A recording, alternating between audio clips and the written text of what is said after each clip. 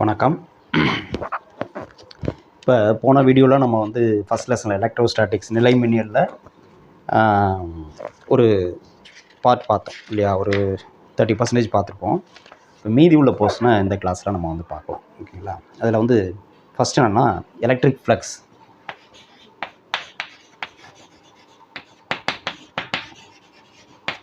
Electric flux மின் பாயம் அப்படின்னு சொல்கிறது. மின் பாயம். மின் பாயம்னா என்ன அப்படின்னா, எலக்ட்ரிக் ஃப்ளக்ஸ் அப்படின்னா the total number of electric field lines passing through given area.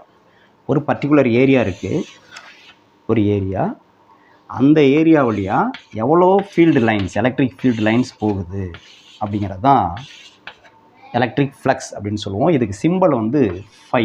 இந்த சிம்பிள் யூஸ் பண்ணுறோம், ஃபை. ஓகே, மின் பாயம். அப்போ the total number of field lines passing through given area is called electric flux. ஒரு குறிப்பிட்ட பரப்பின் வழியாக செல்லக்கூடிய மொத்த மின்புல கோடுகளுடைய எண்ணிக்கை தான் மின் பாயம் அப்படின்னு சொல்கிறோம். இதுக்கு அலகு என்ன சார்? Simple five. அலகு என்ன அப்படின்னா வெபர். வெபருங்கிற அலகு நம்ம யூஸ் பண்ணுறோம். சரியா? Weber, WB, weber. Okay, right. இதுதான் மின் பாயத்துக்கான அலகு. சரி, அடுத்து இந்த எலக்ட்ரிக் ஃப்ளக்ஸுக்கு இதில் உள்ள ரிலேட்டட் ஃபார்முலா அப்படின்னு பார்த்திங்கன்னா, நமக்கு ஒரு 3 ஃபார்முலா நம்ம தெரிஞ்சுக்கணும். என்ன அப்படின்னா, ஒன்று electric flux in uniform electric field. Uniform electric field, electric flux in uniform electric, இந்த phi in uniform electric field. Uniform electric ஃபீல்டில் நமக்கு எலக்ட்ரிக் ஃப்ளக்ஸ் என்ன? அதாவது சீரான மின்புலத்தில் மின் பாயம். சீரான மின்புலத்தில் இதனுடைய மதிப்பு என்ன? சீரான மின்புலத்தில் மின் பாயத்துக்கு ஃபார்முலா என்ன? அது நம்ம தெரிஞ்சுக்கணும். என்ன ஃபார்முலா அப்படின்னா, five E equal to E vector dot A vector. இது எப்போ அப்படின்னா, electric field should be uniform. Uniform electric field. மின்புலம் சீரானதாக இருக்கணும். சீரான மின்புலம்னா எப்படி நம்ம சொல்லியிருக்கோம்? இப்போ இதுவே சீரான மின்புலம் தான். எல்லா மின்புல கோடுகளும் ஒரே திசையில் இருக்குது, எல்லாமே ஈக்குவலி ஸ்பேஸ்டாக இருக்குது இல்லையா, சமமான இடைவெளியில் இருக்குது, பிரித்து வைக்கப்பட்டிருக்கு. அதனால் இது சீரான மின்புலத்துக்கு உதாரணம். ஸோ இந்த ஃபார்முலா. இப்போ இதை வேறு மாதிரி எழுதலாம். இது vector formula, E vector dot A vector. இப்போ ஏ வெக்டார் டாட் பி வெக்டார்னால் என்ன ஃபார்முலா சொல்லுவோம்? ஸ்கேலார் ப்ராடக்ட்டில் ஏபி காஸ்தான்னு சொல்லுவோம்ல, அது மாதிரி இதை என்ன சொல்லலாம்? இஏ காஸ் தீட்டான்னு சொல்லுவோம். இஏ காஸ் தீட்டா. இப்போ இதில் ஈனா என்ன? மின்புல செறிவு. இந்த இடத்துல இது ஃபுல்லாக மின்புலம் இருக்குது. இந்த இடத்துல மின்புல செறிவு என்ன? எலக்ட்ரிக் ஃபீல்டு ஸ்ட்ரென்த்து, அதுதான் இ. ஏன்னா கிவன் ஏரியா, இந்த ஏரியா இருக்குல்ல, இந்த பரப்பு, அந்த பரப்பினுடைய அளவு ஏ. Cos theta. தீட்டாங்கிறது என்ன அப்படின்னா, நம்ம இந்த ஏ வெக்டார் அப்படிங்கிறது என்னென்னா, நம்ம எடுத்துக்கிறோம்ல பரப்பு. இப்போ இது ஒரு பரப்பு. இப்போ அந்த ஒரு பேப்பர் ஒரு பரப்புனா, இதுக்கு நம்ம ஒரு நார்மல் வரையணும், பர்பண்டிகுலர் லைன் வரையணும். அந்த பர்பண்டிகுலர் லைன், உதாரணமாக அந்த சாக் பீஸ் எடுத்துன்னு, இந்த பரப்பு இப்படி இருக்குன்னா இதுக்கு பர்பண்டிகுலர் அப்படி வரையணும். அதுதான் நம்ம என்ன சொல்கிறோம்? ஏ வெக்டார்னு சொல்லுவோம். இப்போ உதாரணமாக இ வெக்டார் இந்த டைரெக்ஷனில் இருக்குது, இந்த டைரெக்ஷனில் இருக்குது. இந்த பரப்பு இப்படி இருக்கிறதா வச்சுக்கோம், இப்படி சாய்வாக அப்படி இருக்கிறதா வச்சுக்கோம். இப்போ இதுக்கு செங்குத்து கோடு வரைகிறப்ப என்ன பண்ணுவோம்? இப்படி வரைவோம் இல்லையா? இல்லை இப்படி இருக்கிறதா வச்சுக்கோம். பரப்பு இப்படி இருக்கிறதா வச்சுக்குவோம். ஓகே, இப்படி இருக்குது. இந்த இடத்துல எலக்ட்ரிக் ஃபீல்டு இப்படி இருக்கிறதா வச்சுக்கோம். இ வெக்டார் இப்படி இருக்குது. அந்த பரப்பு இப்படி இருக்குது. அப்போ இதுக்கு செங்குத்து கோடு வரைகிறப்ப, இதுக்கு செங்குத்து கோடு பரப்புங்க பாருங்கள், இந்த பேப்பர் இப்படி இருக்குது. இதுக்கு செங்குத்து கோடு வரைகிறப்ப இப்படி தான் வரையணும், இப்படி தான் வரையும். இ வெக்டார், சாரி ஏ வெக்டார். இந்த பரப்பு வெக்டார் ஏ வெக்டார்ங்கிறது. இது ரெண்டுக்கும் இடையில உள்ள ஆங்கிள் இருக்குல்ல, இதான் நம்ம தீட்டான்னு சொல்கிறோம். ஓகே, இந்த ஃபார்முலா. ஸோ இது எப்போ அப்படின்னா, மின்புலம் சீராக இருக்கிறப்ப தான் அந்த ஃபார்முலா நம்ம யூஸ் பண்ண முடியும். அடுத்து இன்னொரு ஃபார்முலா என்ன அப்படின்னா, இப்போ suppose electric field is not uniform, மின்புலம் சீராக இல்லை, சீரற்ற மின்புலமாக இருந்ததுன்னா அப்போ என்ன ஃபார்முலா யூஸ் பண்ணோம் அப்படின்னா, பாருங்கள், மின்புலம் சீராக இல்லை அப்படின்னா, சீரற்ற மின்புலமாக இருந்ததுன்னா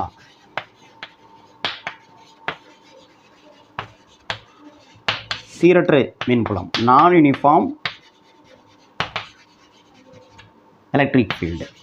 electric field is not uniform அப்படி இருந்ததுன்னா அப்போ நம்ம ஃபார்முலா என்ன யூஸ் பண்ணணும்? எதுக்கு? எலக்ட்ரிக் ஃப்ளக்ஸ் கண்டுபிடிக்கிறதுக்கு, மின் பாயம் கண்டுபிடிக்கிறது என்ன ஃபார்முலா யூஸ் பண்ணுறோம்னா, integral E vector dot A vector dA vector, integral E vector dot dA vector போட்டு வரும். இப்போ இது ஏன் இப்படி பண்ணுறோம் அப்படின்னா, இப்போ எலக்ட்ரிக் ஃபீல்டு இஸ் நாட் யூனிஃபார்ம்னா என்ன அர்த்தம்? ஒரு இடத்துல மின்புலம் வந்து ஸ்ட்ராங்காக இருக்கும், ஃபீல்டு ஸ்ட்ராங்காக இருக்கும், இன்னொரு இடத்துல வந்து வீக்காக இருக்கும், இப்படி இருக்கும். பார்த்தீங்கன்னா இந்த இடத்துல வந்து ஃபீல்டு லைன்ஸ் ரொம்ப க்ளோஸாக இருக்குது, அப்போ இந்த இடத்துல வந்து ஃபீல்டு ஸ்ட்ராங்காக இருக்குன்னு அர்த்தம்.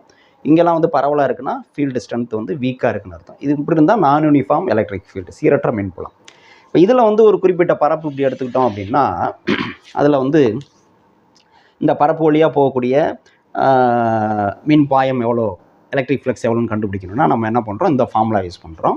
இதுக்கு என்ன அர்த்தம் அப்படின்னா, அந்த டிஏ அப்படின்னா அங்கே வந்து ஏன்னா அந்த மொத்த பரப்பு ஏ, இங்கே டிஏன்னா என்னென்னா ஒரு சிறு பரப்பு, இந்த மொத்த பரப்பு இருக்குல்ல அதில் வந்து ஒரு சிறு பகுதி எடுத்துக்கிறோம், அந்த பரப்பு தான் டிஏ. அதுக்கு ஒரு செங்குத்து கோடு வரைஞ்சோம்னா டிஏ வெக்டார்.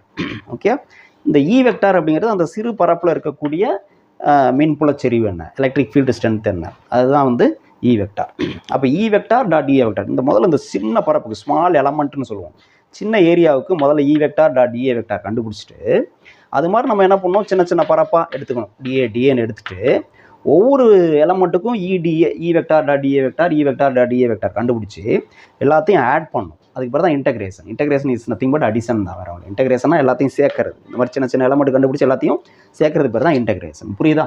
அப்போ யூனிஃபார்ம் எலக்ட்ரிக் ஃபீல்டாக இருந்தால் டேரெக்டாக இந்த மாதிரி மல்டிப்ளை பண்ணிடலாம். நான் யூனிஃபார்ம் எலக்ட்ரிக் ஃபீல்டாக இருந்ததுன்னா நம்ம என்ன பண்ணணும், இந்த மாதிரி சின்ன சின்ன எலமெண்ட் கண்டுபிடிச்சி எல்லாத்தையும் கூட்டணும், அதுக்கு பிறகு தான் இன்டகிரேஷன். அதனால தான் இந்த ஃபார்முலா யூஸ் பண்ணுறோம். இங்கேயும் நம்ம அங்கே பார்த்த மாதிரி என்ன எழுதலாம், இன்டகரல் இ வெக்டார் டிஏ வெக்டார்னா இ டிஏ காஸ் தீட்டா அப்படின்னு எழுதலாம். ஓகே, இது வந்து நான் யூனிஃபார்ம் எலக்ட்ரிக் ஃபீல்டில் ஃப்ளக்ஸ் கண்டுபிடிக்கிறது, சீரற்ற மின்புலத்தில் மின் பாயம் எப்படி கண்டுபிடிக்கிறதுக்கான ஃபார்முலா இது. அடுத்து இன்னொரு ஃபார்முலா இருக்குது, மூணாவது ஃபார்முலா. என்ன ஃபார்முலா அப்படின்னா,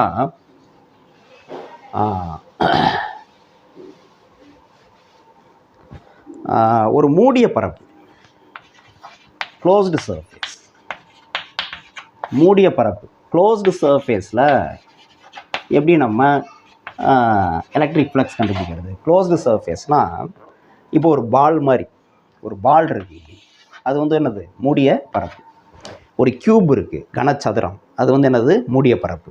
இப்போ அது வழியாக போகக்கூடிய மின் பாயம் என்ன அப்படின்னு கண்டுபிடிக்கணும்னா நம்ம என்ன பண்ணணும், என்ன ஃபார்முலா யூஸ் பண்ணோம்னா, இதே ஃபை ஈக்குவல் க்ளோஸ்டு இன்டெக்ரல் போடணும். இந்த சிம்பிள் பாருங்கள், இது வந்து வெறும் இன்டெக்ரல் போட்டிருப்பேன், இங்கே வந்து க்ளோஸ்டு இன்டெக்ரல் போடுறோம், போட்டு அதே மாதிரி E vector dot DA vector போடலாம். இங்கேயும் என்ன பண்ணலாம், closed integral EdA cos theta அப்படின்னு எழுதலாம். இங்கே தீட்டாங்கிறது அங்கே சொன்ன மாதிரி தான், டிஏ வெக்டாருக்கும் இ வெக்டாருக்கும் இடையில் உள்ள ஆங்கிள். ஓகே, இப்படி. ஸோ இந்த 3 கேஸ் தெரிஞ்சுக்கணும். மின் பாயம் எலக்ட்ரிக் ஃப்ளக்ஸை பொறுத்தவரையிலையும் இந்த 3 ஃபார்முலா. முதல்ல வந்து என்னது, electric flux in uniform electric field, சீரான மின்புலத்தில் மின் பாயம் கண்டுபிடிக்கிறதுக்கு ஃபார்முலா. அடுத்து எலக்ட்ரிக் ஃப்ளக்ஸ் இன் நான் யூனிஃபார்ம் எலக்ட்ரிக் ஃபீல்டு, சீரற்ற மின்புலத்தில் எப்படி மின் பாயம் கண்டுபிடிக்கிறது. அடுத்து எலக்ட்ரிக் ஃப்ளக்ஸ் ஓவர் அ க்ளோஸ்டு சர்ஃபேஸ், மூடப்பட்ட பரப்பில் மின் பாயம் கண்டுபிடிக்கிறது என்ன ஃபார்முலா அப்படிங்கிறது நம்ம தெரிஞ்சுக்கணும். Okay, right. அடுத்த டாபிக் நம்ம பார்க்க போகிறது, இதை நோட் பண்ணிங்க, இந்த ஃபார்முலாவை நோட் பண்ணிக்கங்க.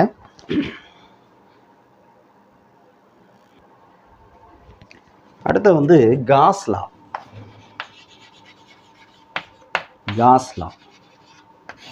காஸ் விதி.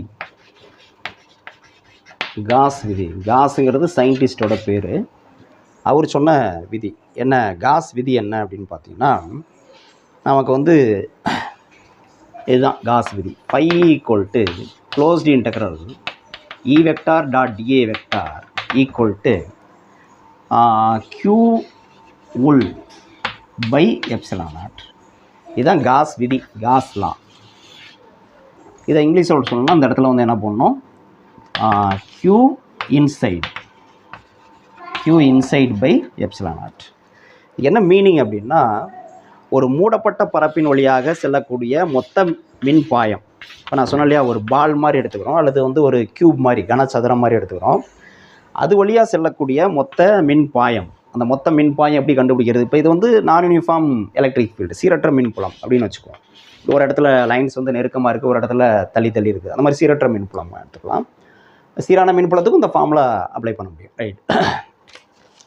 அப்போ இந்த ஃபார்முலா வந்து இந்த க்ளோஸ்ட் இன்டகரல் இந்த ஃபார்முலா யூஸ் பண்ணுறது வந்து சீரற்ற மின்புலத்துக்கு தான் யூஸ் பண்ணலாம் கிடையாது. சீரான மின்புலத்துக்கு இந்த ஃபார்முலா வந்து யூஸ் பண்ணலாம், அதுவும் அப்ளிகபிள் தான். ரைட். இப்போ ஒரு மூடப்பட்ட பரப்பின் வழியாக செல்லக்கூடிய மொத்த மின்பாயத்தினுடைய மதிப்பு எதுக்கு சமமாக இருக்கும் அப்படின்னு சொல்கிறாரு. எதுக்கு சமமாக இருக்கும்? இது வந்து மூடப்பட்ட பரப்பின் வழியாக செல்லக்கூடிய மொத்த மின்பாயம். அதை கண்டுபிடிக்கிறதுக்கான ஃபார்முலா இது நம்ம ஆல்ரெடி பார்த்துருக்கோம். இது எதுக்கு சமமாக இருக்கும் அப்படின்னா Q inside by epsilon naught, அதாவது 1 இதை எப்படி சொல்லலாம், 1 epsilon naught times Q inside அப்படி சொல்லலாம். அப்படின்னா என்ன அர்த்தம்? Q இன்சைடுனா இந்த மூடப்பட்ட பரப்பு நம்ம எடுத்துருக்கோம்ல, அந்த மூடப்பட்ட பரப்புக்குள்ளே இருக்கக்கூடிய Q இன்சைட்னா உள்ள, Qனா மின்னோட்டம், மொத்த மின்னோட்டம், நெட் சார்ஜ். இதுக்குள்ளே இருக்கக்கூடிய நெட் சார்ஜ் அதுதான் அந்த Qன் குறிக்குது. நெட் சார்ஜ்னா என்னது? இப்போ வந்து +5E இருக்கலாம், -3 இருக்கலாம், +2E இருக்கலாம், -7E இருக்கலாம். இது எல்லாத்தையும் ஆட் பண்ணால் அல்ஜிப்ரிக் சம் எப்படி? ப்ளஸ் எல்லாம் ஆட் பண்ணுங்கள். +5 +2 எவ்வளோ? +7. அடுத்து -7 -3 எவ்வளோ? -10. அப்போ +7 -10 எவ்வளோ கிடைக்கும்? -3 கிடைக்கும். -3 கிடைக்கும் இல்லையா? இதுதான் நெட் சார்ஜ். அந்த நெட் சார்ஜோட நெட் சார்ஜுங்கிறது அதான். அந்த நெட் சார்ஜோட 1 எப்சிலான் நாட் டைம்ஸ்க்கு ஈக்குவலாக இருக்கும் அப்படின்னு சொல்கிறது. இது ஒரு மூடப்பட்ட பரப்பின் வழியாக செல்லக்கூடிய, மூடப்பட்ட பரப்பிலிருந்து வெளியே வரக்கூடிய, அதுதான் முக்கியம் இதில். சரியா? இந்த total flux coming out of the closed surface is equal to 1 epsilon naught times the net charge inside the surface. Net charge inside the surface or net charge enclosed by the surface. அதுதான். அப்போ ஒரு மூடப்பட்ட பரப்பின் வழியாக பரப்பிலிருந்து வெளியேறக்கூடிய மொத்த மின்பாயத்தினுடைய மதிப்பானது அந்த மூடப்பட்ட பரப்பிற்குள் இருக்கக்கூடிய நிகர மின்னோட்டத்தினுடைய 1 எப்சிலான் நாட் மடங்குக்கு சமம் அப்படிங்கிறது தான் என்னது? காஸ் விதி. இதில் நம்ம கவனிக்க வேண்டியது என்ன அப்படின்னா, இதுக்கு வெளியில், இந்த மூடப்பட்ட வெளியிலலாம் கூட மின்னோட்டம் இருக்கலாம், -3E +7E இருக்கலாம். இதெல்லாம் கான்ட்ரிபியூட் பண்ணாது, இந்த ஃப்ளக்ஸுக்கு கான்ட்ரிபியூட் பண்ணாது. இதை நம்ம கணக்கில் எடுத்துக்கூடாது. உள்ளே இருக்கக்கூடிய மின்னோட்டத்தை மட்டும் தான் நம்ம வந்து பார்க்கணும். அடுத்து நிகர மின்னோட்டமாக பார்க்கணும். ஓகேயா? இது முக்கியமான விஷயம். இதுதான் வந்து நம்ம காஸ் விதின்னு சொல்கிறோம். இதை பேஸ் பண்ணி நம்ம ப்ராப்ளம் சால்வ் பண்ணுறப்ப இன்னும் நல்லா உங்களுக்கு வந்து புரியும். அடுத்து நமக்கு உள்ள டாபிக்னு பார்த்தா இதனுடைய அப்ளிகேஷன், காஸ் விதியினுடைய அப்ளிகேஷன். என்ன அப்ளிகேஷன் கொடுத்துருக்காங்கன்னா, application to find field due to infinitely long uniformly charge straight wire. First இப்போ இந்த காஸ் விதியை, காஸ் லாவை அப்ளை பண்ணி ஒரு infinitely long charged straight wire, அதனால் ப்ரொடியூஸ் ஆகிற எலக்ட்ரிக் ஃபீல்டு என்ன, அதை கண்டுபிடிக்கிறதுக்கு ஃபார்முலா. நம்ம அந்த டெரிவேஷன்லாம் தேவையில்லை, டெரிவேஷன்லாம் எதுவும் கேட்க போகிறதில்ல நம்ம நீட்டில். அந்த ஃபார்முலா மட்டும் நம்ம தெரிஞ்சுக்கணும். அதை பேஸ் பண்ணி நம்ம ப்ராப்ளம் சால்வ் பண்ணுவோம். என்ன ஃபார்முலா? இப்போ என்னது கொஸ்டின் என்னென்னா, எலக்ட்ரிக் ஃபீல்டுனா இ, சிம்பிளாக ஈன்னு போட்டுறேன். Due to infinitely long charged straight wire,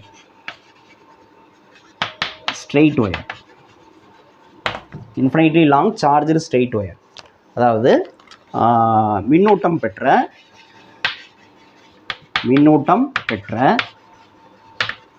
முடிவிலா நீளம்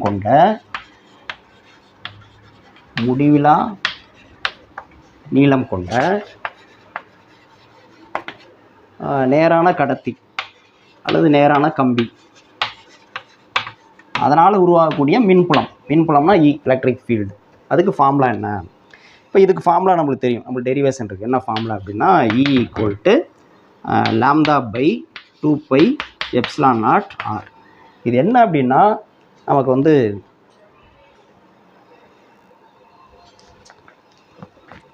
இப்போது நமக்கு வந்து இது என்ன அப்படின்னா, infinitely long charged wire, straight wire இருக்குது, நேரான கம்பி, அது ஏதோ ஒரு உலோகத்தால் செய்யப்பட்டது. அது வந்து சார்ஜ்டு, மின்னோட்டம் பெற்ற கம்பி. ஆனால் அதனுடைய நீளம் வந்து முடிவிலா நீளம், போயிட்டே இருக்குது, 2 பக்கமும் போயிட்டே இருக்குது, இது மாதிரி இருக்குது. அப்போ அதை சுற்றி அந்த மின்னோட்டம் பெற்ற கம்பினா அதை சுற்றி மின்புலம் இருக்கும் இல்லையா? சார்ஜ்டு ஒயர் அப்படின்னா electric field will be there around the wire. அப்போ ஒரு பர்டிகுலர் பாயிண்டில், என்ன பாயிண்டில், இங்கே ஒரு பாயிண்ட் எடுத்துகிறோம் பின்னு சொல்லிட்டு, இந்த பாயிண்ட் r டிஸ்டன்ஸில் இருக்குது. இங்கே வந்து எலக்ட்ரிக் ஃபீல்டு என்ன, மின்புல செறிவு என்ன, இந்த இடத்துல இ மதிப்பு என்ன, அதுக்கு ஃபார்முலா தான் அந்த ஃபார்முலா. இதில் என்ன இருக்குது? லாம்தா இருக்குது. லாம்தானா என்ன சார் அப்படின்னா, லாம்தா அப்படிங்கிறது என்னென்னா லீனியர் சார்ஜ் டென்சிட்டின்னு சொல்லுவோம். லாம்தானா என்னது? Linear charge density. Linear charge density. Linear charge டென்சிட்டினா மின்னூட்ட நீள் அடர்த்தின்னு சொல்லுவாங்க. மின்னோட்டம் இல்லை, கரண்ட். அது மின்னூட்டம், சார்ஜ், மின்னூட்ட நீள் அடர்த்தி. மின்னூட்ட நீள் அடர்த்தினா என்ன அப்படின்னா, இப்போ இந்த இது ஃபுல்லாக ஒரு குறிப்பிட்ட அளவு எடுத்துக்கிறோமே, இது வந்து இன்ஃபைனைட்லி லாங்னு சொல்லியாச்சு, முடிவிலா நீளம்னு சொல்லியாச்சு இல்லையா. ஆனால் ஒரு குறிப்பிட்ட நீளம் எடுத்துக்கிறோம், இதுலேருந்து இது வரலையும் எல் நீளம் எடுத்துக்கிட்டு அதுக்குள்ளே எவ்வளோ மொத்த மின்னோட்டம் இருக்குன்னு பார்க்கணும். இதுக்குள்ளே இந்த போர்ஷனுக்குள்ளே எவ்வளோ மின்னோட்டம் இருக்குன்னு பார்க்கணும். க்யூன்னு எடுத்துக்கிறேன். இப்போ இந்த க்யூவை, இந்த போர்ஷனுக்குள்ளே இருக்கக்கூடிய மொத்த மின்னோட்டம் க்யூவை இந்த மொத்த நீளம் இருக்குல்ல எல்லால் வகுத்தோம்னா நமக்கு கிடைக்கிறது தான் என்னன்னா lambda equal to Q by L. அதுதான் மின்னூட்ட நீள அடர்த்தி, லீனியர் சார்ஜ் டென்சிட்டின்னு சொல்லுவோம். ஸோ அதுதான் அந்த லாம்டா. அடுத்து 2π அதெல்லாம் கான்ஸ்டன்ட். எப்சிலான் நாட்னா நம்மளுக்கு தெரியும், பெர்மிட்டிவிட்டி ஆஃப் ஃப்ரீ ஸ்பேஸ், வெற்றிடத்தின் விடுதல். ஆறுங்கிறது இந்த டிஸ்டன்ஸ். சரியா? ஸோ இதுதான் ஃபார்முலா. இந்த ஃபார்முலா நம்மளுக்கு தெரியும், அதுக்கு டெரிவேஷன் நம்மளுக்கு தேவையில்லை. இந்த ஃபார்முலா நம்மளுக்கு தெரியும். இது ஒன்று. ஓகே, இதை நோட் பண்ணிக்கணும்.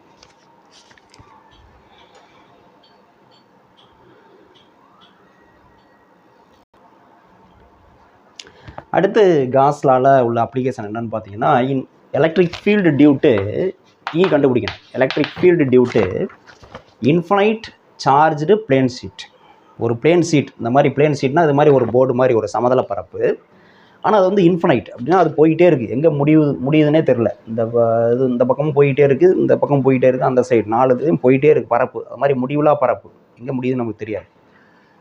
சார்ஜ்டு, மின்னோட்டம் பெற்ற பரப்பு. அதனால் ஒரு புள்ளியில், அந்த பரப்புலேருந்து ஒரு குறிப்பிட்ட டிஸ்டன்ஸில் ஒரு புள்ளியில் எவ்வளோ மின்புலம், எலக்ட்ரிக் ஃபீல்டு என்ன, அதாங்க மின்னோட்டம் பெற்ற முடிவிலா சமதள பரப்பினால் ஒரு புள்ளியில் மின்புலத்துக்கு என்ன ஃபார்முலா, அதுவும் நம்ம வந்து இருக்குது. என்ன அப்படின்னா, இது மாதிரி ஒரு பரப்பு எடுத்துக்கிறோம், சமதள பரப்பு. அது வந்து மின்னோட்டம் பெற்ற பரப்பு, பாசிட்டிவ்லி சார்ஜ்டுன்னு வச்சுக்கோமே, மின்னோட்டம் பெற்ற பரப்பு. இதில் இருந்து ஒரு குறிப்பிட்ட டிஸ்டன்ஸ், உதாரணமாக 6 டிஸ்டன்ஸில் ஒரு பாயிண்ட் எடுத்துக்கிறோம், Pன்னு ஒரு பாயிண்ட் எடுத்துக்கிறோம். இந்த பாயிண்டில் எவ்வளோ நமக்கு மின்புலம், எலக்ட்ரிக் ஃபீல்டு என்ன அப்படின்னு தான் கண்டுபிடிக்கணும்.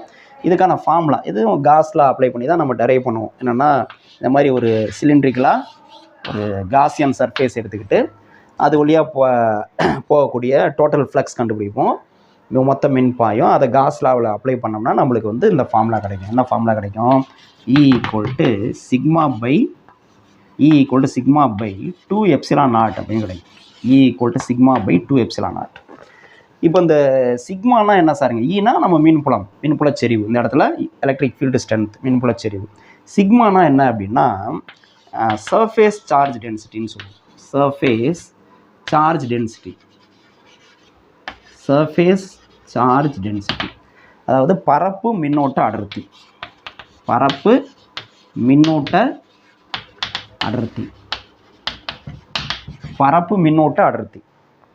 இதுதான் சர்ஃபேஸ் சார்ஜ் டென்சிட்டி. அப்படின்னா என்ன? அங்கே பார்த்தோம்ல லீனியர் சார்ஜ் டென்சிட்டி லாம்டா பார்த்தோம்ல Q by L. அது மாதிரி இங்கே பரப்பு மின்னோட்ட அடர்த்தினா, இப்போ ஒரு குறிப்பிட்ட பரப்பு எடுத்துக்கிறோம்னு வச்சுங்களேன், இந்த அளவுக்கு இந்த பரப்பு இருக்குல்ல, அது மாதிரி இந்த நம்ம எடுத்துகிட்டு அந்த காசியன் சர்ஃபேஸ்ன்னு சொல்லுவோம், காசியன் பரப்பு, இந்த மூடப்பட்ட சிலிண்டர், அந்த பரப்பு இதுக்குள்ளே ஏன்னு வச்சுக்கோமே, இந்த பரப்பு தான் ஏ. அந்த பரப்புக்குள்ளே எவ்வளோ மின்னோட்டம் இருக்குதுன்னு பார்க்கணும். அப்போ மொத்த மின்னோட்டம் வந்து Q பை இந்த மொத்த பரப்பு வந்து ஏ. அப்போ மின்னோட்டம் பை பரப்பு ஈக்குவல் டு பரப்பு மின்னோட்ட அடர்த்தி sigma, surface charge density. Okay, total charge by total surface area, அதுதான் சர்ஃபேஸ் சார்ஜ் டென்சிட்டின்னு சொல்லணும். Q by A, அதுதான் அந்த சிக்மா. எப்சிலான் நாட்னா நம்மளுக்கு தெரியும், வழக்கம் போல் பெர்மிட்டிவிட்டி ஆஃப் ஃப்ரீ ஸ்பேஸ், வெற்றிடத்தின் விடுதிறன். ரைட். ஸோ இதுதான் அந்த ஃபார்முலா, இது தெரியும். அடுத்து இதுலேயே இன்னொரு கேஸ் இருக்குது. என்ன கேஸ் அப்படின்னா, 2 பிளேட் இது மாதிரி வைக்கிறோம்னு வச்சுங்களேன், இது ஒரு பிளேட்டு, இது ஒரு பிளேட். சரியா?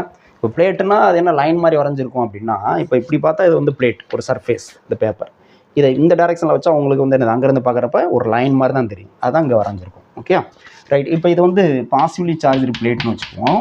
இது பாசிட்டிவ்லி சார்ஜ்டு பிளேட், இது வந்து நெகட்டிவ்லி சார்ஜ்டு பிளேட். ஓகே, அப்படி வச்சுக்கோம். இப்போ இங்கே வந்து 2 பிளேட்டுக்கு இடையில் எலக்ட்ரிக் ஃபீல்டு என்ன அப்படின்னு கண்டுபிடிக்கணும். எப்படி கண்டுபிடிக்கணும் அப்படின்னா, இப்போ இந்த பிளேட்டுனால இங்கே ப்ரொடியூஸ் ஆகிற எலக்ட்ரிக் ஃபீல்டு, மின்புலம் எந்த டைரெக்ஷனில் இருக்கும் அப்படின்னா இந்த டைரெக்ஷனில் இருக்கும். இது வந்து பிளேட் ஏன்னு வச்சுக்கோம், இது பிளேட் பின்னு வச்சுக்கோம்.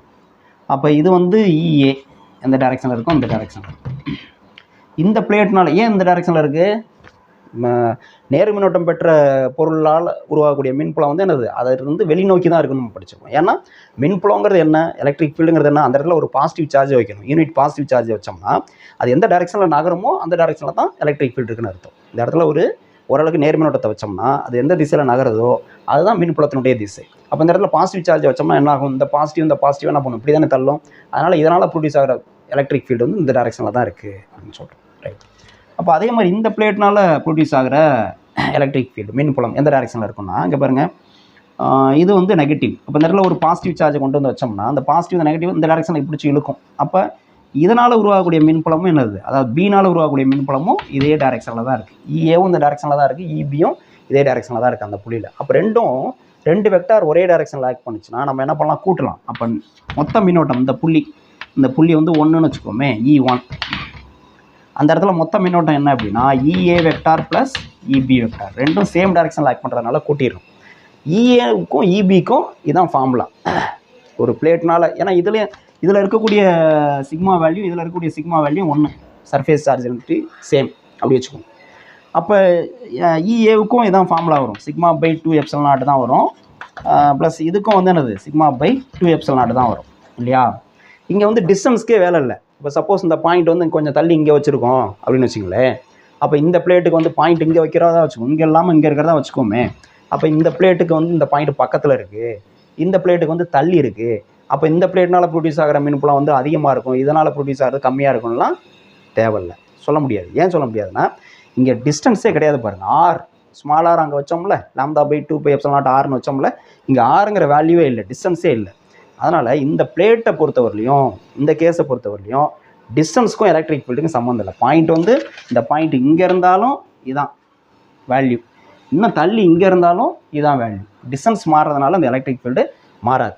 ஸோ அதனால தான் ரெண்டும் சமம்னு சொல்லிட்டோம். அப்போ ரெண்டும் ஆட் பண்ணால் என்ன வரும் உங்களுக்கு, இது ஆட் பண்ணால் இது ஒரு ஆஃப் இது ஒரு ஆஃப், அப்போ 1 ஆயிரும். ஆஃப் σ/ε0 ஆஃப் σ/ε0 எவ்வளோ வரும், 1 σ/ε0. அப்போ இதோட வேல்யூ வந்து 1 σ/ε0. ரெண்டு பிளேட்டுக்கு இடையில் இப்போ ரெண்டு ஆப்போசிட்லி சார்ஜ்டு பிளேட்ஸ் எதிரெதிர் மின்னோட்டங்கள் பெற்ற இரு தகடுகளுக்கு இடையில் மின்புலம் எவ்வளோ அப்படின்னா σ/ε0 அப்படின்னு கிடையாது. ரெண்டுக்கும் வித்தியாசம் பார்த்தேன். சப்போஸ் வெளியில் எடுத்துக்கிட்டோம், இங்கே ஒரு பாயிண்ட் எடுத்துக்கிட்டோம், இங்கே எடுத்துக்கிட்டோம் வெளியில் பாயிண்ட் நம்பர் 2, இங்கே எலக்ட்ரிக் ஃபீல்டு எப்படி இருக்கும்னு பார்ப்போம். இப்போ ஏனால் உருவாகக்கூடிய மின்புலம் எந்த திசையில் இருக்கும், இது பாசிட்டிவ்னா அந்த இடத்துல ஒரு பாசிட்டிவ் சார்ஜ் வச்சா எந்த டைரெக்ஷனில் மூவ் ஆகும், பாசிட்டிவ் இப்படி தான் விளக்கும். அப்போ இஏ இந்த டைரெக்ஷனில் இருக்கும், இஏ இல்லையா. அடுத்து இந்த பினால் ப்ரொடியூஸ் ஆகிற மின்புலம் எலக்ட்ரிக் ஃபீல்டு எந்த திசையில் இருக்கும், இது நெகட்டிவ்னா அந்த இடத்துல பாசிட்டிவ் வச்சோம்னா இப்படி தான் பிடிச்சி இருக்கும். அப்போ இபி இந்த திசையில் இருக்கும் இல்லையா. ரெண்டு பாருங்கள் ஆப்போசிட் டைரெக்ஷனில் இருக்குது. அப்போ ஆப்போசிட் டைரெக்ஷனில் இருந்ததுன்னா E2 இந்த பாயிண்ட் நம்பர் வந்து 2ன்னு வச்சுருக்கேன், அதனால் E2 equal to E A minus E B, ரெண்டும் சப்ட்ராக்ட் பண்ணுறோம் ஏன்னா ஆப்போசிட் டைரெக்ஷனில் இருக்கிறனால. அப்போ என்ன இது ரெண்டும் சமம்னு சொல்லியாச்சு.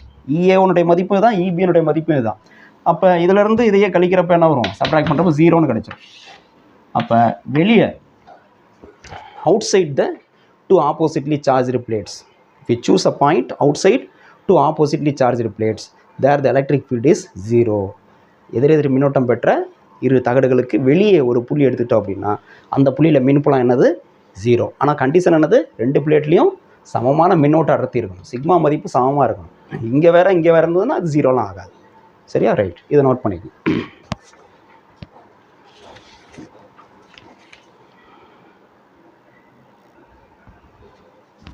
நெக்ஸ்ட்டு காஸ் லாவோட இன்னொரு அப்ளிகேஷன் என்ன அப்படின்னா, electric field due to uniformly charged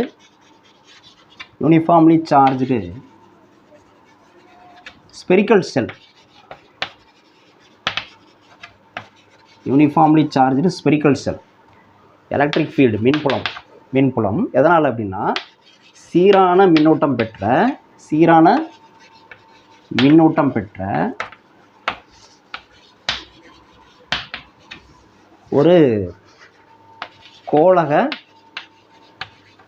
கோளம், சீரான மின்னோட்டம் பெற்ற கோளம் சொல்லலாம். ஆனால் ஸ்பெரிக்கல் செல்லுன்னு சொன்னோம்னா என்னன்னா உள்ளீடற்ற கோளம்.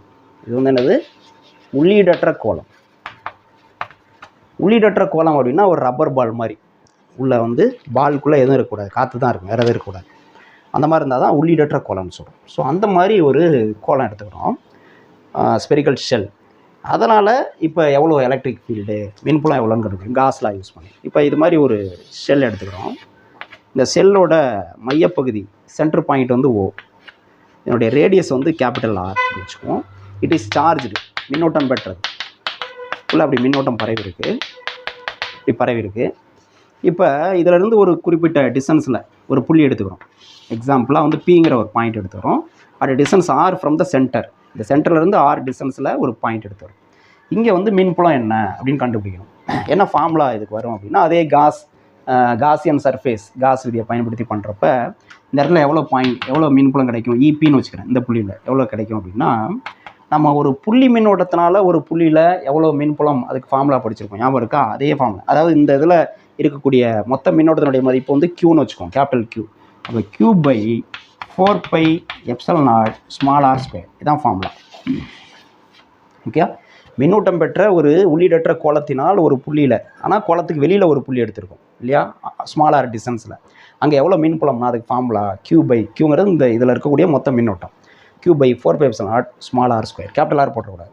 இந்த டிஸ்டன்ஸ் வந்து ஸ்மால் ஆர், இந்த டிஸ்டன்ஸ் வந்து ஸ்மால் ஆர்². Okay right. இப்போ இதே இந்த பாயிண்ட் இங்கே எடுத்துக்கிறோம், இந்த இடத்துல எடுத்துக்கிறோம், Qன்னு எடுத்துக்கிறேன். இப்போ இங்கே Qன்னு ஒரு பாயிண்ட் இங்கே எடுத்துக்கிறேன் சர்ஃபேஸ்லேயே. அப்போ என்ன ஆகும், அப்போ பார்த்தீங்கன்னா இந்த டிஸ்டன்ஸ் வந்து என்ன ஆயிரும், distance of the point from the centre வந்து என்ன ஆயிரும், கேபிட்டல் ஆருக்கு ஈக்குவல் ஆகிடும் இல்லையா. அப்போ இந்த கேஸ்க்கு R equal to small R equal to capital R ஆயிடும் இங்கே பாயிண்ட் எடுத்துக்கிட்டோம்னா. அப்போ EQ என்ன ஆகும், சர்ஃபேஸ்லேயே ஒரு கோலத்தினுடைய பரப்புலேயே ஒரு புள்ளி எடுத்துக்கிட்டோம்னா அங்கே மின்புலத்துக்கு என்ன ஃபார்முலானா இதே தான், Q/4πε0 கேபிட்டல் R² வந்துடும். இந்த ஸ்மால் R² இங்கே வந்து என்னது, கேபிட்டல் R² வந்துடும். ஓகேயா, எதனோட மதிப்பு அதிகமாக இருக்கும், இதனுடைய மதிப்பு அதிகமாக இருக்குமா, இதனுடைய EPனுடைய மதிப்பு அதிகமாக இருக்குமா, EQனுடைய மதிப்பு அதிகமாக இருக்கும். EQனுடைய மதிப்பு தான் அதிகமாக இருக்கும். ஏன்னா இதெல்லாம் கான்ஸ்டன்ட் Q/4πε0. ஓகே, அந்த ஆரை தான் பார்க்கணும், small r capital R. Small ஆரோட மதிப்பு வந்து மதிப்பு அதிகமானுச்சுன்னா அந்த மதிப்பு என்ன ஆகும், குறையும், இன்வெர்ஸ்லி ப்ரொபோர்ஷனல். இங்கே மதிப்பு கம்மி, அப்போ இது வந்து அதிகமாக இருக்கும். அப்போ EQ இங்கே வந்து எலக்ட்ரிக் ஃபீல்டு ஸ்ட்ராங்காக இருக்கும், இங்கே வீக்காக இருக்கும். ரைட். அடுத்து இன்னொரு பாயிண்ட் எடுத்துக்கிறேன், உள்ளே எடுத்துக்கிறேன், கோலத்துக்கு உள்ளே ஒரு இந்த இடத்துல எடுத்துக்கிறேன்னு வச்சுக்கோங்களேன். இந்த செல்லுக்குள்ளே ஒரு பாயிண்ட் எடுத்துக்கிறேன், உதாரணமாக எஸ்ன்னு வச்சுக்கோம். இந்த பாயிண்ட் வந்து என்னது, எஸ். இந்த இடத்துல நமக்கு வந்து இந்த டிஸ்டன்ஸ் வந்து ஓவிலேருந்து ஒரு R' வச்சுக்கிறேன், இந்த டிஸ்டன்ஸ் R'. ஸோ இந்த இடத்துல மின்புலம் என்ன அப்படின்னா, அப்போ நம்ம காசியன் சர்ஃபேஸ் எடுக்கிறப்ப என்ன ஆகுனா உள்ளே அப்படி எடுப்போம். அப்படி எடுக்கிறப்ப என்ன ஆகுன்னா, நம்ம இந்த Qங்கிறது நம்ம என்ன சொல்லியிருக்கோம், காஸ் விதியில் என்ன சொல்லியிருக்கோம்னா, நம்ம காசியன் சர்ஃபேஸுங்கிறது ஒரு இமேஜினரி சர்ஃபேஸ், கற்பனையான ஒரு பரப்பு நம்மளாக எடுத்துக்கிறது. இது வந்து ஒரிஜினலான செல்லு உலோக கோலம். நம்ம எடுத்துக்கிற இந்த ஈக்குவேஷன்லாம் டெரைவ் பண்ணுறப்போ நம்ம என்ன பண்ணோம்னா, ஒரு கற்பனையான காசியன் பரப்பு வந்து எடுத்துக்குவோம். அந்த காசியன் பரப்பு வந்து இங்கே வந்து என்ன கண்டிஷன்னா, நம்ம எந்த புள்ளியில் மின்புலம் கண்டுபிடிக்கிறோமோ அந்த புள்ளி வழியாக போகணும் அந்த பரப்பு. அப்போ புள்ளி இங்கே எடுத்துக்கிட்டோம், இப்போ இந்த கேஸ் மூணாவது கேஸ்க்கு. அப்போ அது வழியாக போகணுன்னா இப்படி தான் நம்ம பரப்பு எடுக்கணும். இப்போ இந்த பரப்புக்குள்ளே மின்னோட்டம் இருக்கான்னு பார்க்கணும். நம்ம காஸ் விதி அப்ளை பண்ணி கண்டுபிடிக்கிறப்ப இந்த பரப்புக்குள்ளே ஏதாவது மின்னோட்டம் இருக்கா அப்படின்னு பார்க்கணும். மின்னோட்டம் எதுவுமே கிடையாது, ஏன்னா மின்னோட்டம்லாம் இங்கே தான் இருக்குது, இங்கே கிடையாது. அப்போ மின்னோட்டம் 0 ஆயிடுச்சுன்னா 0/anything எல்லாமே 0 ஆயிடும். அதனால் இந்த புள்ளியில் மின்புலம் என்ன, இப்போ ES, இந்த புள்ளியில் மின்புலம் எவ்வளோ, ES = 0. அப்போ ஒரு சீரான மின்னோட்டம் பெற்ற கோலத்துக்கு உள்ள மின்புலம் என்ன அப்படின்னா 0, ஞாபகம் வச்சுக்கணும். இதுதான் நம்ம வந்து எலக்ட்ரோஸ்டாட்டிக் ஷீல்டிங் அப்படின்னு சொல்கிறோம், நிலை மின்னியல் தடுப்புரை. அதனுடைய தத்துவம் வந்து இதுதான். ஒரு குறிப்பிட்ட பகுதியில் மின்புலத்தை சுழியாக்குறது. வெளியிலலாம் மின்புலம் இருக்குது, இங்கெல்லாம் மின்புலம் இருக்குது, இந்த கோலத்துக்கு வெளியிலலாம் மின்புலம் இருக்குது, ஆனால் உள்ள இதுக்குள்ளே எல்லாமே வந்து மின்புலம் வந்து என்னது 0 அப்படின்னு சொல்கிறோம். இதை தான் நம்ம வந்து என்ன அப்ளிகேஷன் சொல்லுவோம், இடி மின்னலின் போது மின்னல் தாக்காமல் இருக்கிறது நம்ம வந்து ஒரு காருக்குள்ளேயோ அல்லது பஸ்ஸுக்குள்ளேயோ அல்லது ஒரு பில்டிங்குள்ளே இருந்தால் சேஃபு. வெளியில் அண்டர் கிரவுண்டில் ஓப்பன் கிரவுண்டில் நின்னோம் அப்படின்னோம்னா ஈஸியாக நம்ம மின்னல் தாக்கிறோம். ஆனால் ஒரு காருக்குள்ளேயோ அல்லது பஸ்ஸுக்குள்ளேயோ இருந்தோம் அப்படின்னா மின்னல் தாக்காது. என்ன காரணம்னா, காருக்குள்ளே பஸ்ஸுக்குள்ளே மின்புலம் 0, உள்ள 0, வெளியில் தான் மின்புலம் இருக்கும், உள்ளே வந்து 0. நிலை மின்னியல் தடுப்புரை, எலக்ட்ரோஸ்டாட்டிக் ஷீல்டிங் அப்படின்னு சொல்கிறோம். ஓகே, அது இந்த பிரின்சிபல். ஓகே, இதை நோட் பண்ணிங்க. இவ்வளோ தான் காஸ் லாவோட அப்ளிகேஷன்ஸ்.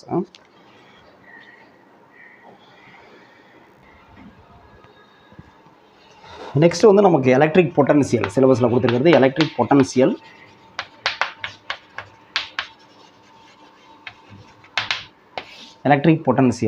மின் அழுத்தம்,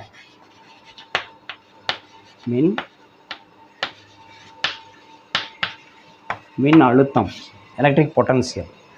எலக்ட்ரிக் பொட்டன்சியல் அப்படிங்கிறது எப்படி டிஃபைன் பண்ணலாம் அப்படின்னா, இப்போ ஒரு மின்னோட்டம் பெற்ற துகள் இருக்குது, இது மாதிரி ஒரு மின்னோட்டம் பெற்ற துகள் ப்ளஸ் Q.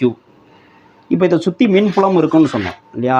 ஒரு பர்டிகுலர் பாயிண்டில் மின்புல செறிவு எப்படி அப்படின்னு கண்டுபிடிக்கிறது பார்த்தோம். இந்த இடத்துல ஒரு ஓரளவு நேர் மின்னோட்டத்தை வச்சோம்னா அது எவ்வளோ விசை உணருமோ அதுதான் வந்து மின்புல செறிவு. The force experienced per unit positive charge placed at that point is called electric field அப்படின்னு சொல்கிறோம். இப்போ மின் அழுத்தம்னா என்ன? இந்த இடத்துல மின் அழுத்தம் சிம்பிள் வந்து வி. மின் அழுத்தம் எலக்ட்ரிக் பொட்டன்சியல் சிம்பிள் வந்து வி. மின் அழுத்தம்னா என்ன?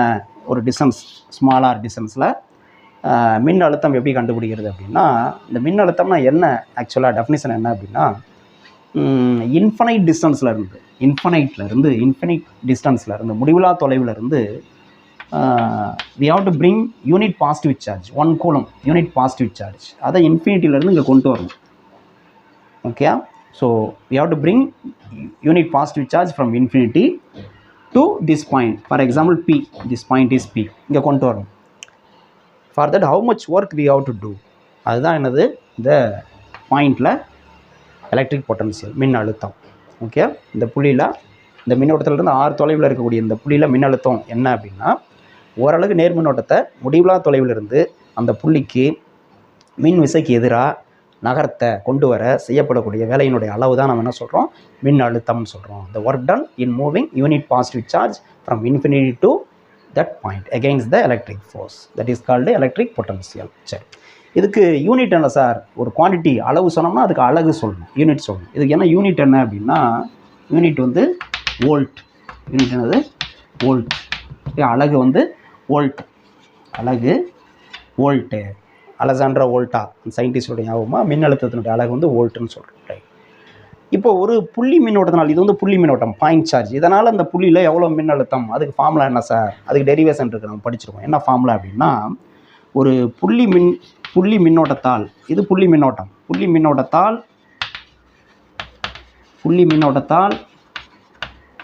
ஒரு புள்ளியில், ஒரு குறிப்பிட்ட தொலைவில் ஒரு புள்ளியில் மின் அழுத்தம்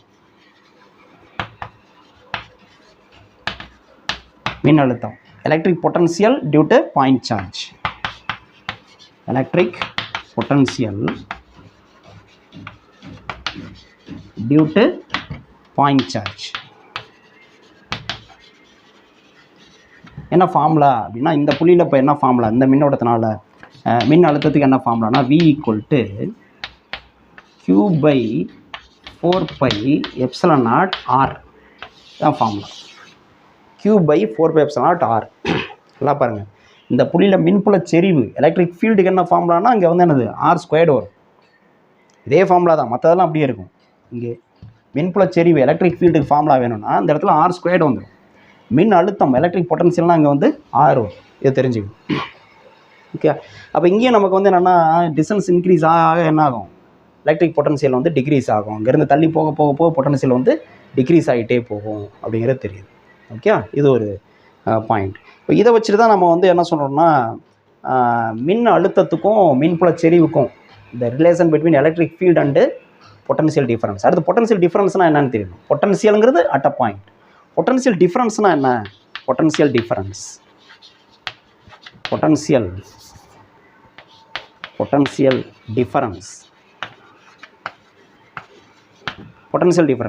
மின் அழுத்த வேறுபாடுனா என்ன? மின்னழுத்த வேறுபாடு வந்து சிம்பிள் வந்து நம்ம டிவின்னு சொல்லுவோம். டிவி மின்னழுத்த வேறுபாடு. அதுக்கு அலகு வந்து வோல்ட்டு தான். இதுக்கும் யூனிட் வந்து வோல்ட்டு தான். அலகு வந்து வோல்ட். சரியா? ஆனால் அது வந்து நான் 2 புள்ளிக்கு சொல்லுவோம். 2 புள்ளி எடுத்துக்கணும். அதாவது இங்கே ஒரு புள்ளி எடுத்துக்கிறேன். இப்போ இங்கே ஒரு புள்ளி, இது Q, இது R. இந்த 2 புள்ளிக்கு இடையில மின்னழுத்த வேறுபாடு என்ன, டிவி என்ன அப்படின்னா, இதே டெஃபினேஷன் தான். Work done in moving unit positive charge from one point to another point. இங்கேருந்து இங்கே நகர்த்துறதுக்கு எவ்வளோ நம்ம ஒர்க் பண்ணுவோம், அதுதான் என்னது potential difference between the 2 points.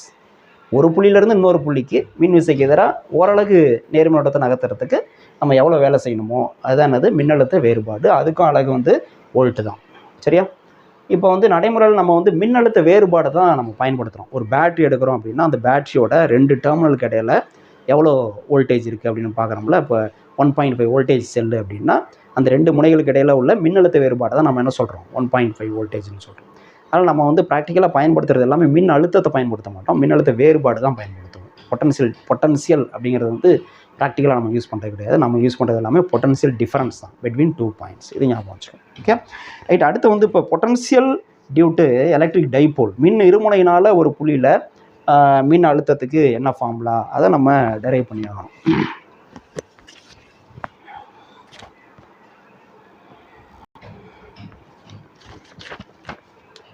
electric potential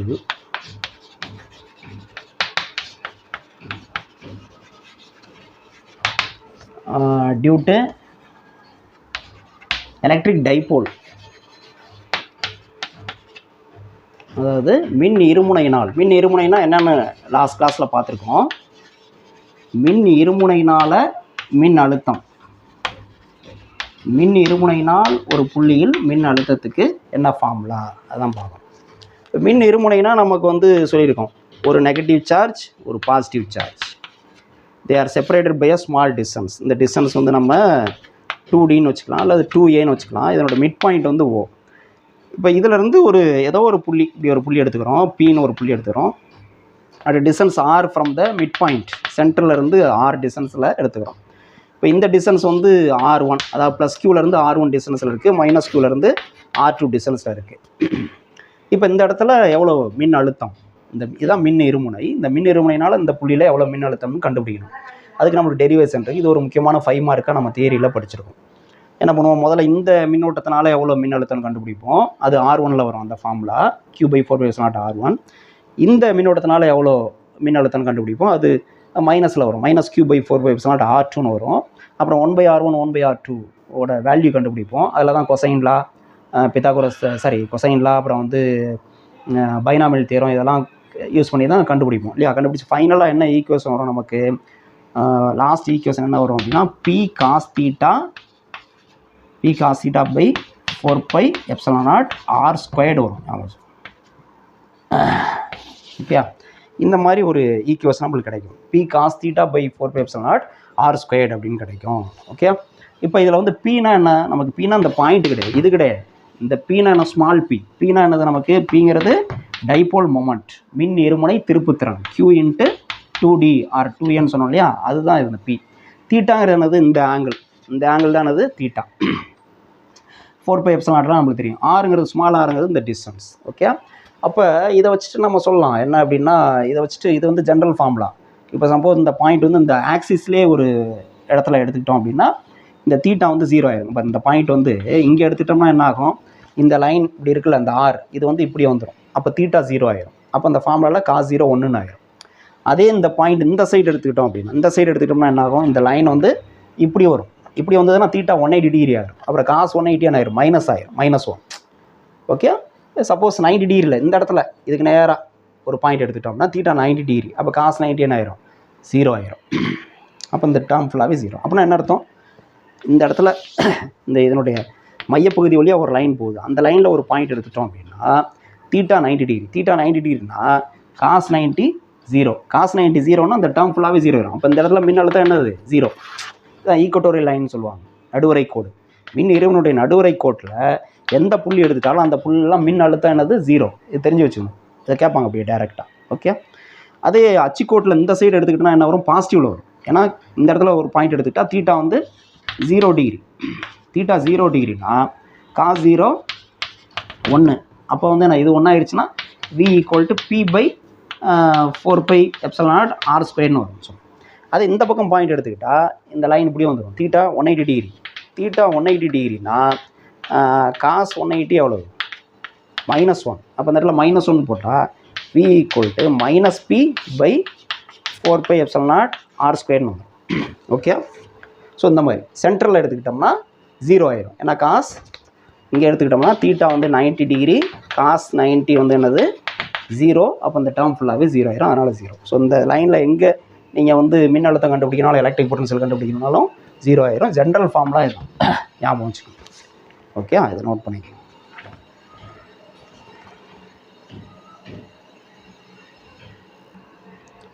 next வந்து relation between electric field and potential difference.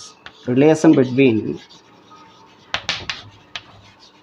between electric field and potential difference TV. மின் அழுத்தத்திற்கும் மின்னழுத்த வேறுபாட்டிற்கும் மின்புல செறிவிற்கும் இடையே உள்ள தொடர்பு. ஓகேயா, தொடர்பு தான், வேற ஒன்றும் இல்லை. அப்போ எப்படி எழுதலாம்? இதுக்கான ரிலேஷன் என்ன அப்படின்னா E = -dV/dx. E = -dV/dx. ரெண்டு புள்ளி எடுத்துக்கிறோம். ஒன்று வந்து A, இன்னொன்று வந்து B. மின் புலத்தில் இங்கே ஒரு மின் புலம் இருக்குது, எலக்ட்ரிக் ஃபீல்டு இருக்குது. அதில் ரெண்டு புள்ளி எடுத்துக்கிறோம். எவ்வளோ டிஸ்டன்ஸில் அப்படின்னா dx டிஸ்டன்ஸில். இந்த ரெண்டு பாயிண்ட்ஸ்க்கு இடையில் உள்ள கேப் வந்து dx டிஸ்டன்ஸில் எடுத்துக்கிட்டோம்னா இந்த ரெண்டு பாயிண்ட்டுக்கு இடையில் உள்ள பொட்டன்ஷியல் டிஃப்ரென்ஸ் எவ்வளோ அப்படின்னா dV. சரியா? அப்போ இங்கே உள்ள எலக்ட்ரிக் ஃபீல்டு ஸ்ட்ரென்த் என்ன அப்படின்னா E. அப்போ E = -dV/dx அப்படின்னு சொல்லுவாங்க. அதாவது electric field is the negative potential is equal to electric field is equal to negative potential gradient அப்படின்னு சொல்லுவாங்க. ஓகே, நெகட்டிவில் வரும், வேல்யூ வந்து நெகட்டிவில் வரும். ரைட், இதுதான் ரிலேஷன். இது ஒரு முக்கியமான ரிலேஷன், இது நம்ம தெரிஞ்சுக்கணும். அடுத்தது வந்து பார்த்திங்கன்னா நமக்கு பொட்டன்ஷியல் எனர்ஜி. இப்போ இதுலேயும் பார்த்து வந்து பொட்டன்ஷியல் பார்த்தோம், பொட்டன்ஷியல் டிஃபரன்ஸ் மின்னழுத்தம், மின்னழுத்த வேறுபாடு. அடுத்து வந்து மின்னழுத்த ஆற்றல். மின்னழுத்த ஆற்றல் என்ன? இப்போ ஒரு ரெண்டு மின் துகள்கள் இருக்குது அப்படின்னா அதுக்கிடையில் உள்ள மின்னழுத்த ஆற்றல் என்ன? Potential energy of 2 point charges பார்ப்போமே. Potential energy of system of 2 point charges. 2 point charges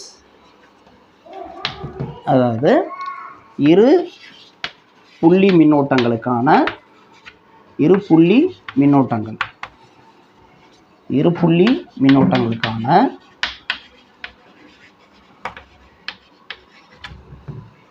மின்னழுத்த ஆற்றல்.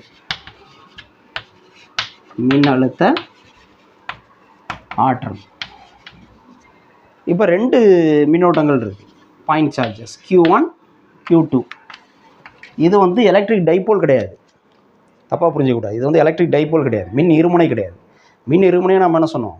+Q -Q. ரெண்டுமே சமம் தான், சைன் மட்டும்தான் வேறு, ஆப்போசிட்டாக இருந்தால் அது மின் இருமுனை, எலக்ட்ரிக் டைபோல். இது மின் இருமுனை கிடையாது. இது ரெண்டு வேறு சார்ஜ். Q1 இது Q2. இது 5 கூலமாக இருக்கலாம், அது 10 கூலமாக இருக்கலாம். ஓகேங்களா? Right.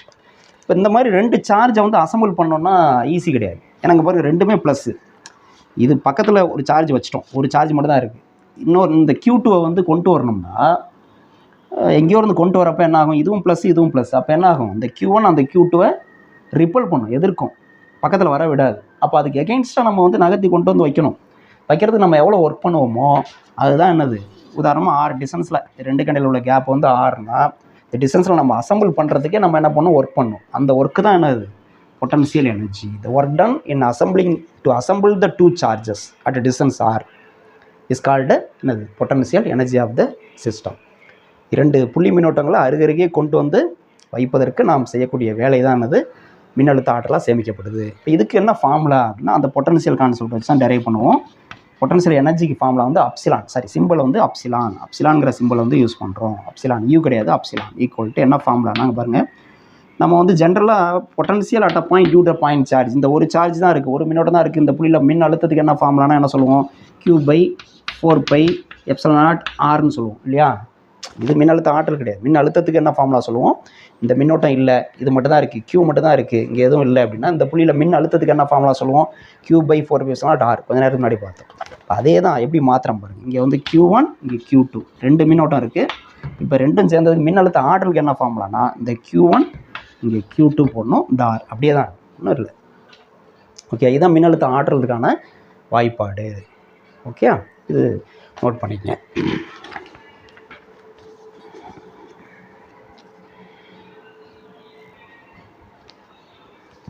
Next potential energy of dipole placed in uniform electric field. Potential energy of dipole placed in uniform electric field.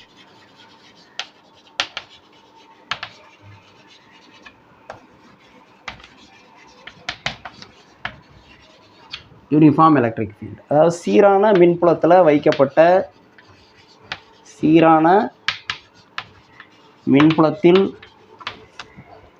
வைக்கப்பட்ட வைக்கப்பட்டுள்ள மின் இருமுனையின் ஆற்றல். மின் இருமுனைனா நம்ம படிச்சிருக்கோம். மின் இருமுனையின் பொட்டன்ஷியல் எனர்ஜி, நிலைமின்னழுத்த ஆற்றல் அது என்ன அப்படின்னு பார்க்கணும். இதுக்கு நம்ம ஃபார்முலாலாம் டெரைவ் பண்ணியிருக்கோம். ஏன்னா சீரான மின்புலம்னா சொல்லியிருக்கேன். இந்த மாதிரி ஈக்குவலி ஸ்பேஸ்டு பேரலல் லைன்ஸ் இப்படி இருக்குது சீரான மின்புலம், யூனிஃபார்ம் எலக்ட்ரிக் ஃபீல்டு. அதில் ஒரு டைப்போலை கொண்டு வந்து வைக்கிறோம். -q +q டைப்போல், சரிங்களா? இதை ஒரு பர்டிகுலர் ஆங்கிளில் வைக்கிறோம், தீட்டா ஆங்கிளில் வைக்கிறோம். இப்படி வைக்கிறப்போ நமக்கு வந்து என்னென்னா, நம்ம பார்த்துருக்கோம், இது வந்து ஆட்டோமேட்டிக்காக 2 ஃபோர்ஸ் ஆக்ட் ஆகி டார்க் ஃபார்ம் ஆகும். அந்த டார்க் வந்து இந்த டைப்போல் இப்படி சுற்றி கொண்டு வந்து எலக்ட்ரிக் ஃபீல்டு மின்புலத்துக்கு பேரலாக கொண்டு வந்து வைக்கிறது தான் பார்க்கும். அப்போ இந்த பேரலாக தான் இருக்கும். அது விட்டிங்கன்னா, அந்த டைப்போலை விட்டோம்னா இப்படி வந்து நின்றோம். எப்படி மேக்னெட்டை வந்து கட்டி தொங்க விட்டோம்னா நார்த் சவுத்தில் வந்து நிற்கிது, அது மாதிரி. அப்போ அந்த இதுதான் இயல்பான நிலை. இப்படி தான் இருக்கணும், அது இப்படி தான் இருக்கணும் இந்த டைரெக்ஷனில். இதை வந்து இப்படி திருப்பி வச்சுருக்கோம், தீட்டா ஆங்கிள் நம்ம திருப்பி வச்சுருக்கோம்னா சும்மா திருப்ப முடியாது. நம்ம ஒர்க் பண்ணணும், கஷ்டப்பட்டு சுற்றணும், டைட்டாக இருக்கும், சுற்றுறோம். அதுக்கு நம்ம எவ்வளோ ஒர்க் பண்ணுவோம், அந்த ஒர்க்கு தான் என்னது, இந்த பொட்டன்ஷியல் எனர்ஜி. எல்லா இடத்துலையும் எனர்ஜினாவே என்ன அர்த்தம், அங்கே ஏதோ வேலை நடந்திருக்குன்னு அர்த்தம், ஒர்க்கு நடந்திருக்குன்னு அர்த்தம். ஸோ அந்த எனர்ஜி அதுக்கு என்ன ஃபார்முலா அப்படின்னா, நமக்கு வந்து இதுக்கு டெரிவேஷன் இருக்குது. டெரிவேஷன்னா எப்சிலான் = -PE cos θ.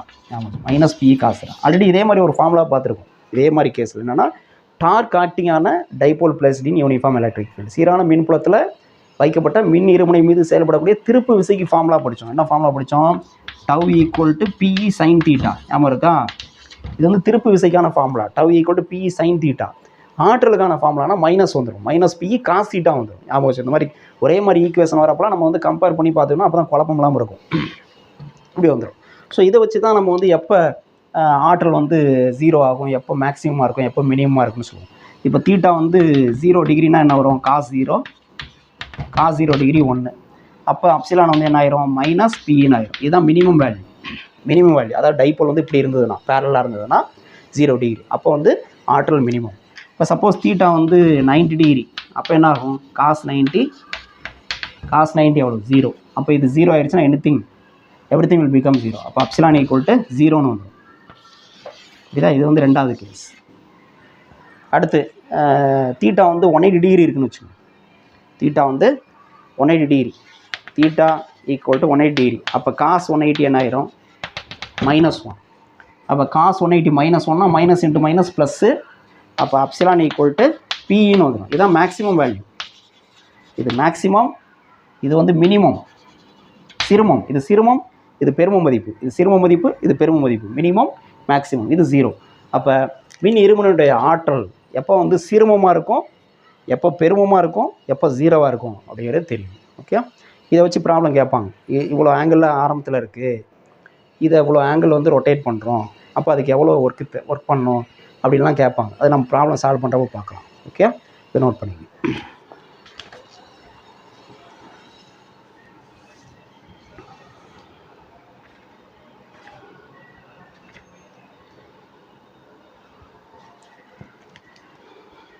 ரைட், இது வரலையும் இருக்கட்டும். இன்னும் கொஞ்சம் டாபிக்ஸ் இருக்குது. என்ன அப்படின்னா, ஈக்குபொட்டன்ஷியல் சர்ஃபேஸ், அப்புறம் வந்து கெப்பாசிட்டர், டைஎலக்ட்ரிக்ஸ்.